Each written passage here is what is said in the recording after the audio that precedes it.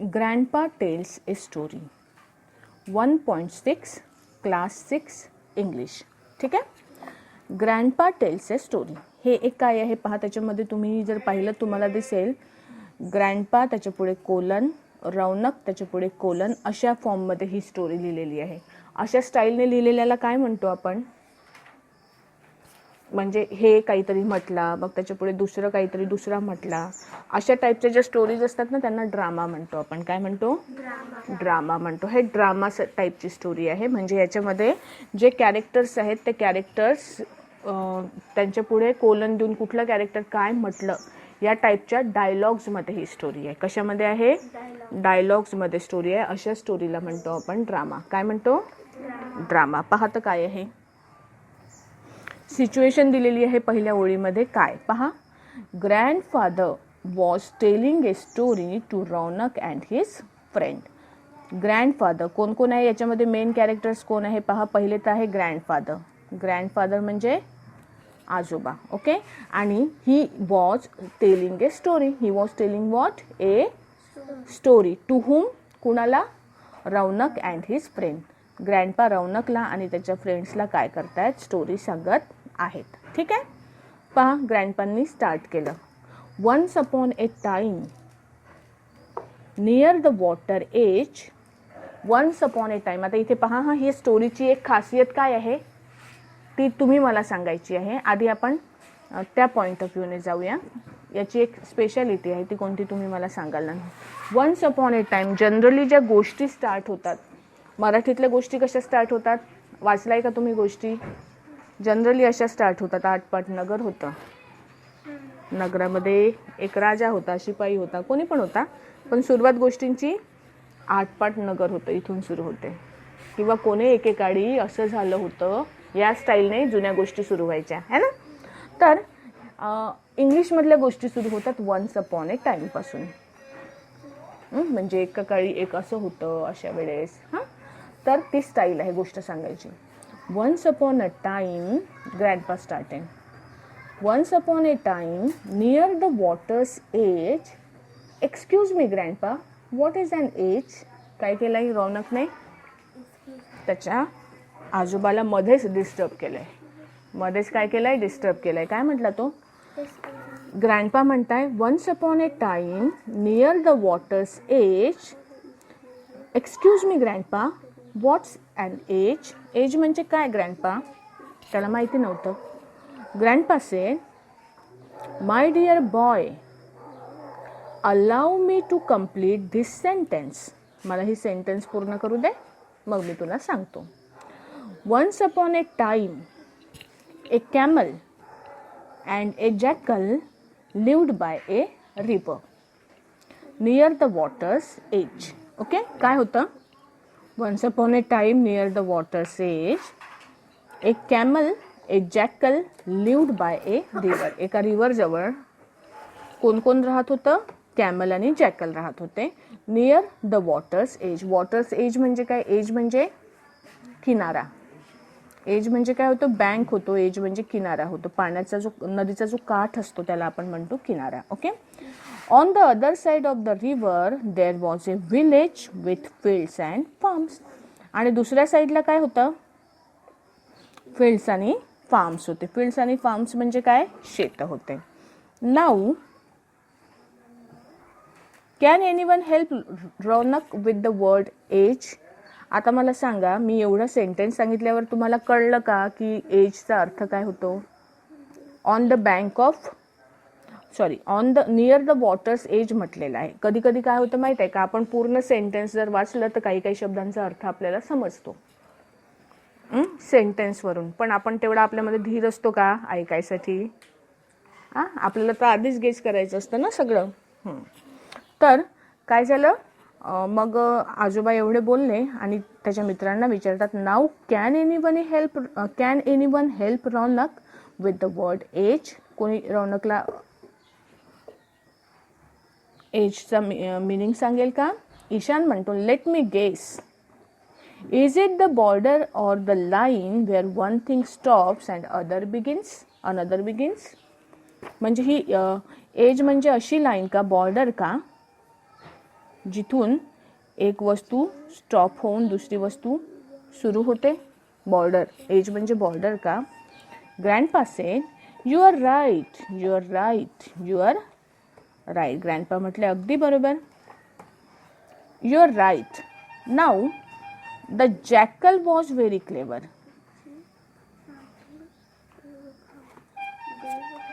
Now the jackal, jackal कसा होता? He was very clever.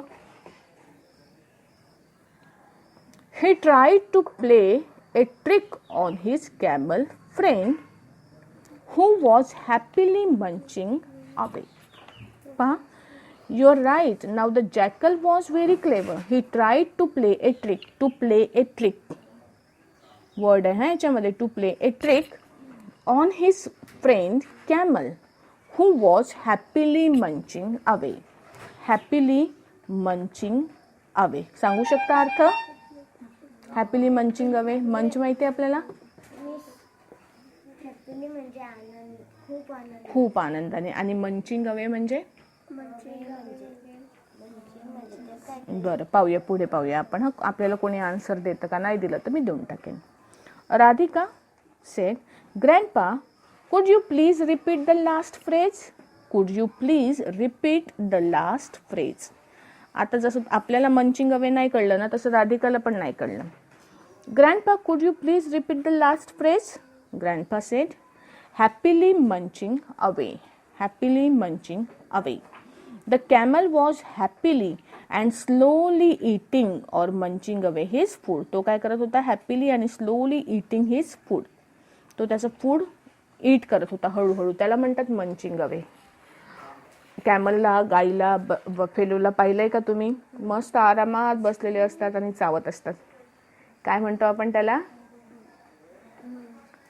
त्याला रुमिनेशन म्हणतात. रवंथ करते. काय म्हणतात? रुमिनेशन. आणि हे जे रुमिनेशन असतं ती त्यांची प्रोसेस आहे. ते आधी बरोबर सगळं अन्न खाऊन घेतात आणि मग बसून एका ठिकाणी काय करतात? आरामात मंचिंग करतात. तर तसा तो कॅमल मंचिंग करत होता. Oh said children. Oh. The jackal began to tempt him to go for a sugarcane treat. Grandpa काय म्हणाले पुढे, की त्यांनी पुढे स्टोरी कंटिन्यू केली त्यांची. The jackal begin to tempt him. To tempt म्हणजे काय? टू टेम्प्ट म्हणजे काय? टेम्प्ट म्हणजे एखाद्याला उकसवणे किंवा त्याला लालच देऊन एखादं काम करायला लावणे. वाव, पहा ना किती छान दिसतंय, चल ना आपण घेऊया, असं आपण म्हणतो ना. काही काही गोष्टीला याला टेम्प्ट म्हणतात. म्हणजे एखाद्याला काय करणे? एखाद्याला उत्सुक करणे. The jackal began to tempt him to go for the sugarcane treat. Vidya said, pardon grandpa, I didn't get the last word. Pardon grandpa, I didn't get the last word. आता इथे एक नवीन वर्ड आलेला आहे, पार्डन. पार्डन शब्दाचा अर्थ होतो मला माफ करा. ग्रँडपा सॉरी, पण मला लास्ट वर्ड नाही कळला. I didn't get the last word. Didn't gate म्हणजे नाही समजणे. डिडंट गेटचा अर्थ होतो न समजणे. I didn't get the last word. कुड यू रिपीट दोज. तुम्ही ते पुन्हा सांगता का? पुन्हा सांगता का? गोष्ट संपेल का रे अशाने? ओके. ग्रँडपा सेड, ए शुगरकेन ट्रीट. ए शुगरकेन ट्रीट. विद्या म्हणते, sorry grandpa, but I did not understand the phrase A sugarcane treat. पण मला शुगरकेन ट्रीटचा अर्थच नाही समजला. Grandpa sed, a treat is something special that one enjoys. Treat म्हणजे काय? Treat म्हणजे अशी एखादी गोष्ट जी कुणी एन्जॉय करतात. म्हणजे आपण ट्रीट कशाला म्हणतो? एन्जॉय करणे. ट्रीट म्हणजे आपल्यासाठी एखादा एक्झाम्पल सांगा ना ट्रीटचं. आज आपण म्हणजे एखादीचा बर्थडे असला तर आपण पाणीपुरीची ट्रीट देतो. म्हणता ना असं तुम्ही? आज मी सगळ्यांना पाणीपुरीची ट्रीट देते. ची नाही जोडायला पाहिजे, ते चुकतं. पण ट्रीटचा अर्थ काय होतो? ट्रीट म्हणजे एक छोटीशी पार्टी. ट्रीटचा अर्थ काय होतो? पार्टी होतो. ठीक आहे. A treat is something special that one enjoys. The jackal wanted the camel to go with him to the sugarcane field. जॅकलला काय वाटत होतं की कॅमलने त्याच्यासोबत शुगर केन फील्डला यायला पाहिजे. Akshay said, can I explain further? The jackal and the camel were going to enjoy the sugarcane from the farmer's field. मी पुढची गोष्ट सांगू का? The jackal and the camel were going to eat and enjoy the sugarcane from the farmer's field. ते काय करणार होते? were going to म्हणजे जाणार होते. काय करणार होते? जाणार होते किंवा करणार होते. काय? enjoy आणि eat the sugar canes from the farmers field. ते काय करणार होते? फार्मर्सच्या फील्डमधून हे चोरी करणार होते. काय काय शुगर केन आणि खाणार होते. ओके, फार्मर्सच्या शेतामध्ये घुसून ते शुगर केन खाणार होते. ओके ओके, शुगर केन म्हणजे ऊस. Right. Okay, Radhika, why everyone will enjoy a sugar cane treat. मग सगळेच जण. वायचा अर्थ का नाही होती ते. वाय म्हणजे याचा अर्थ होतो मग किंवा हो, कारण की सगळ्यांना शुगर केन काय होतं? आवडतं.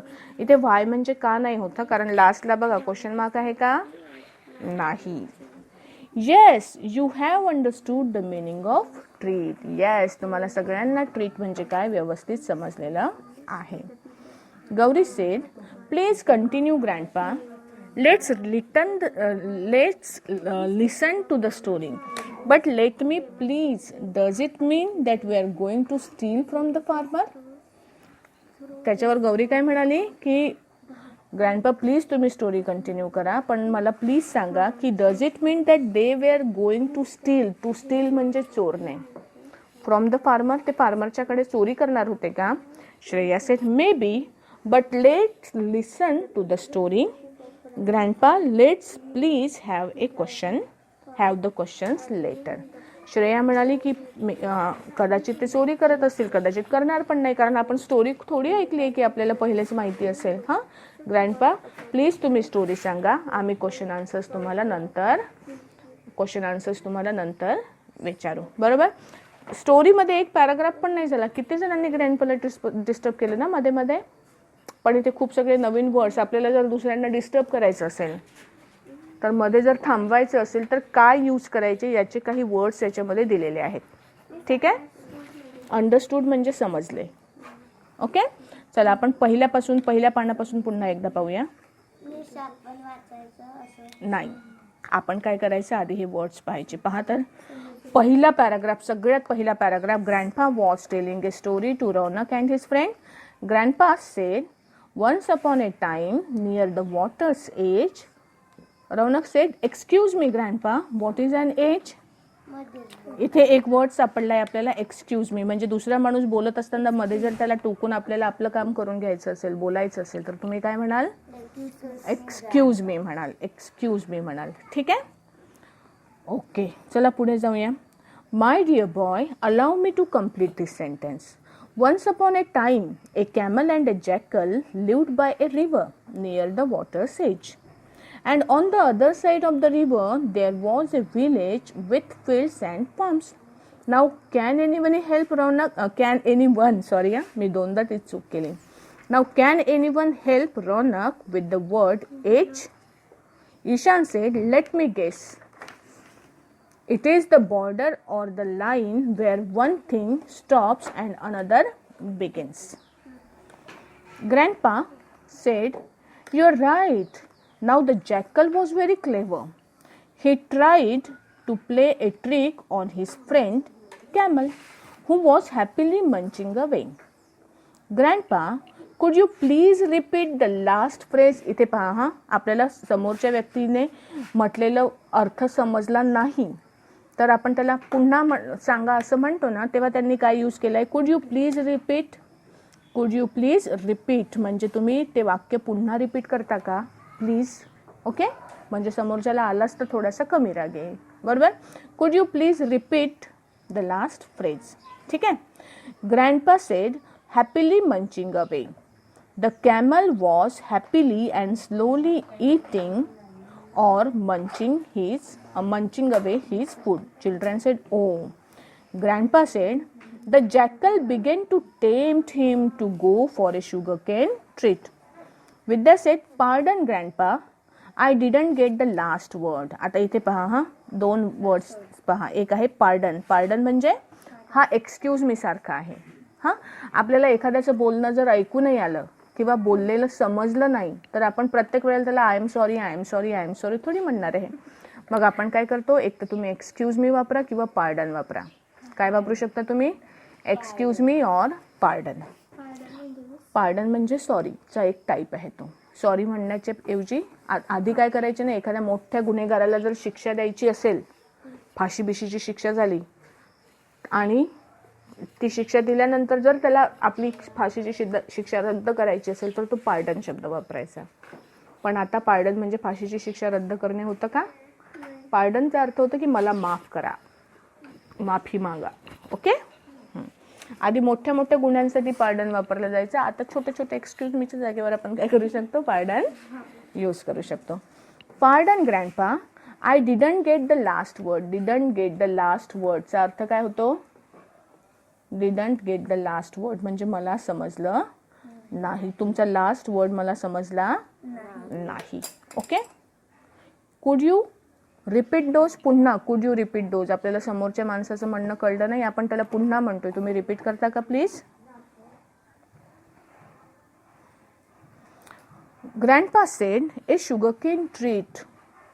Sorry grandpa. आता पुन्हा विद्या काय म्हणते पहा, सॉरी. आता पुन्हा पार्डन म्हटलं तर चांगलं नाही, कॉन्व्हर्सेशन व्यवस्थित नाही होणार. Sorry grandpa, but I did not understand the phrase sugarcane treat. पण मला शुगरकेन ट्रीटचा मिनिंग कळला नाही. Grandpa said, a treat is something special that one enjoys. The jackal wanted the camel to go with him to the sugarcane field. Akshay said, can I explain further. पुढचं मी सांगू का, can I explain further. The jackal and the camel were going to eat and enjoy the sugarcane from the farmer's field. Okay. Okay. Radhika, why? Everyone will enjoy a sugarcane treat. तेच का सगळ्यांना sugarcaneची treat आवडेल. Grandpa said, yes, and you have understood the meaning of treat. Gauri said, please continue, Grandpa. Let's listen to the story. But tell me please, does it mean that they were going to steal from the farmer? Shreya said, maybe, but let's listen to the story. Grandpa, let's please have the questions later. Okay? Miss, समजलं का हे तुम्हाला? याच्यावरचे questions हे छोटेसे जे दिलेले आहे या पेजवरचे, पेज नंबर 19 वरचे, ते तुमचं होमवर्क आहे. हे जे मॅच द पेअर आहे हे तुम्हाला स्वतः करायचं आहे आणि ते केल्यानंतर मग आपण काय करूया, ही स्टोरी पाहूया. ठीक आहे. हे इंटरप्शन आणि रिस्पॉन्सेसची